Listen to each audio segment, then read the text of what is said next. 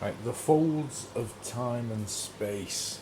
This is how time and space works. So, say if you've got a really big page, and what we know is some right, left to right, some right, up to down. But for this example, so this is the page, and we're writing. This is wherever you're reading is the present.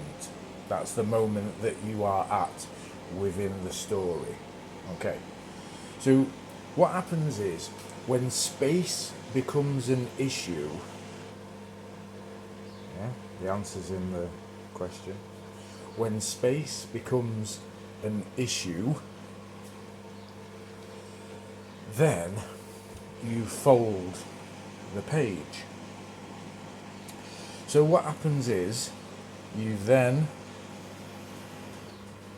fold the page. So this part, no, I'm not rubbing out space, right? I'm the one who makes it. So this is times 2, okay? So what you'll find is actually at this point in the beginning, right, is when it's folded that way. Right? If it's folded the other way, then it's a different part of the story, right? So the last sort of line is the first line. So this is where the beginning and the end are the same, right? Then what happens is when space becomes a further issue, because there are more issues, right? There are more pages being written by other authors, and the competition for space, right? So what you do is you then fold it again.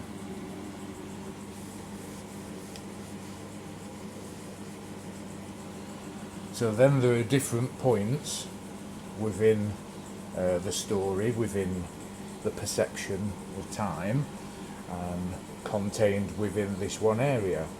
And then you do it again, and then you do it again, and you do it again, and then you do it again, right? So what you've got is you've got multiple layers, right? And what we'll do is, for this particular point, so you end up with that, but you've got 2, 4, 8, 16, 32, right? Within this 32 layers. Now let's just make this a little bit bigger, just because we can, right? Then what you'll find within that is to move from in time and space from a particular point, you go through the page, without giving too much away. This is what wormholes, and yeah, that's all I'm going to say on that one. There's more, but I'm going to leave it at that, or shall I? We go into the sun and the moon and the planets, and but this is why you don't cut corners, because if you cut corners, what happens is by trying to find the most compressed possibility that works for space, you end up trying to. This is why we've got circles, when actually from the other side it's actually more of a square. Be there or be square. Right. So that's what moving through space and time is in relation to the story. And this is why when they say space and time bends and things, which is one of the confusions, because it can. Because you can take the space and time in relation to this, just like you can a piece of paper, and you can bend it. Right? Yeah. So that's space and time. It's time travel. The only thing that stops you is your perception of what is a window. We make windows square, right? And we tend to have curtains, right?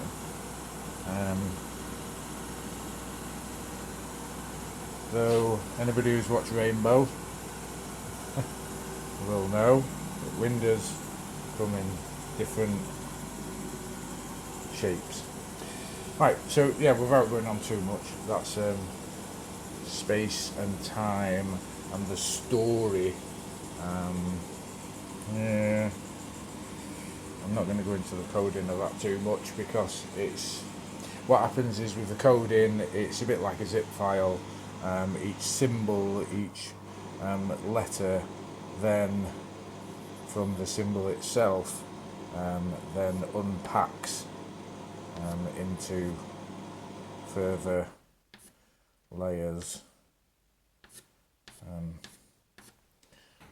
and then becomes more. So you have to understand the layers and take it within the layers. And yeah, right, okay, fair enough.